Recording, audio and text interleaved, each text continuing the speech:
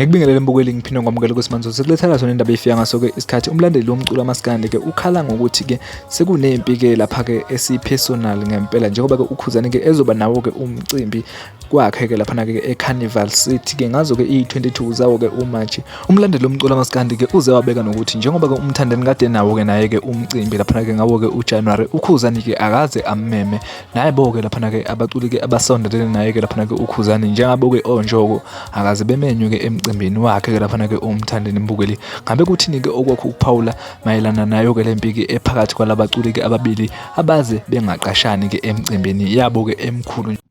Yazi sengiyogcina sengulokhunjani. Sengiyogcina kahlahle sengumkhulumeli wendlamlenze-ke manje. Noma ngingasuye kodwa ngiyabona ukuthi kuya lapho. Ngoba ngikhuluma lezi indaba nje ngiyadideka, yazi ngibone kwelinye ipage la Maskandi ngelikhohle igama lalo.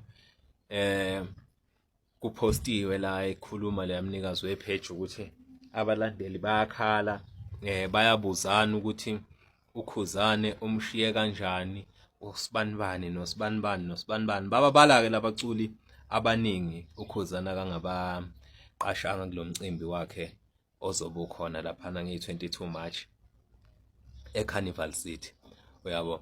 So mina bafowethu ngifisa ukwazi ukuthi kahle kahle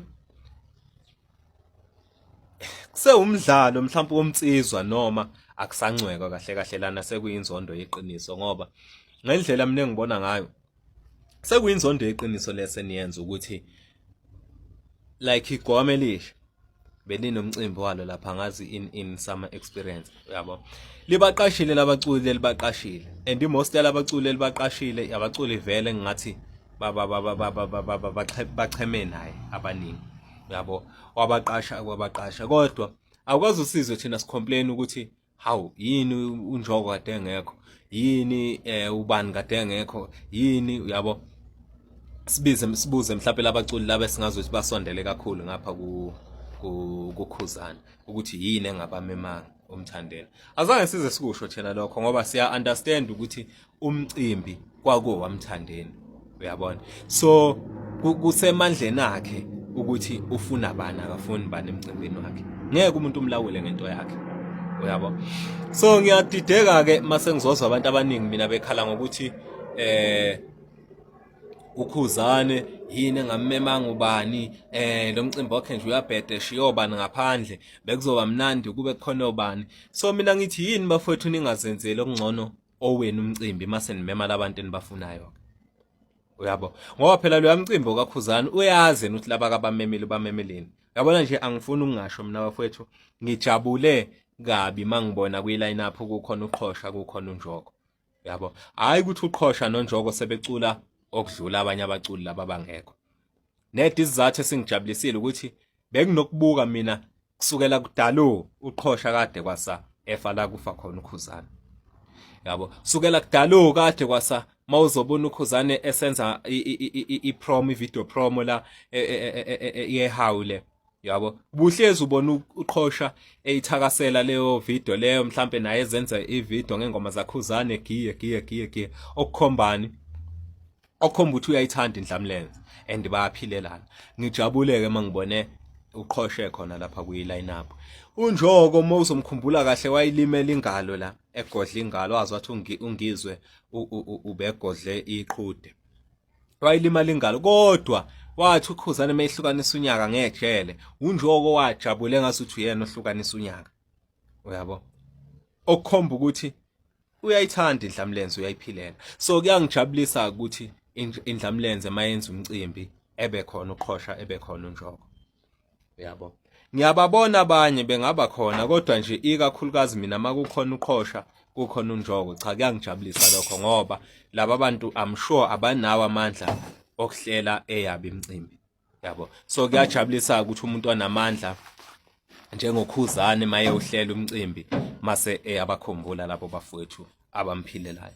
So ke ngize ngithathe isinqumo sokuthi ngenze le video ke ngifuna ukuthi mina kinina bafowethu lokhu nithi uKhuzani ubhedile mayishiya bani emcimbini ozobe seCarnival City ubhedile mayishiya bani.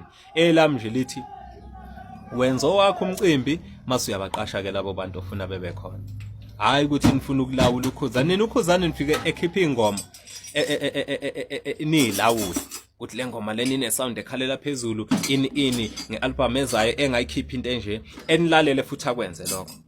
Yabo uKhuzani ufika agqoka impahla nithi hayi lezi impahla ziyabheda zimfaneli ngcono ukuba ugqoka kanje yabo yonke into nje eyenziwe uKhuzani nifuna nina ukuyibeka amabala nifuna nina ukucinga into ezothunaza igama lakhe. Even uKhuzani ethenga imoto lemnyama le ebhala uCakho, even ethenga la moto hayi le moto leni iyabheda ubhova kaMthandeni yini yonke into enziwe uKhuzani nifuna ukuyiqhathanisa neyenziwa uMthandeni. Futhi manje uKhuzani sekumele mayithenga imoto athenga imoto efana noBhova, sekumele mayigqoka impahla ezifana nezikaMthandeni.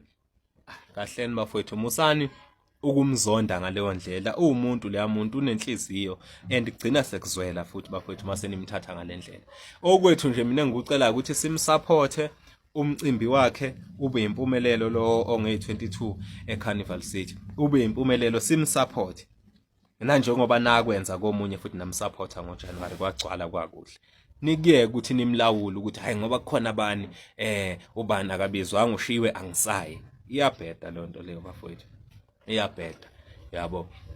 So ilokho nje bengikucela bafethu ukuthi engazi ukuthi ningayeseka indlamlenze ningayilawuli ningayitshela ukuthi iqashe bani ngoba nikhumba ukuthi leya mali leyana ezokhokhela labaculi eyakho uKhuzani ngosizo mhlawumbe labaxhasi. So mase nina senizofuna ukumlawula nangemali yakhe ukuthi eqashe bani engaqashi bani sekuwrong ke lokho bafowethu. Akunankinga kodwa ngicabanga ukuthi nizwile. Asimsupport uKhuzani, asisupport indlamlenze ama-Blue Nation. Laba bangalena beyeke ukulawula uKhuzani. Beyeke ukuthi befuna ukutshela yena ukuthi kumele eqashe bani engaqashi bani. Ayiyekwe lonto leyo ngiyayikhuza bafowethu.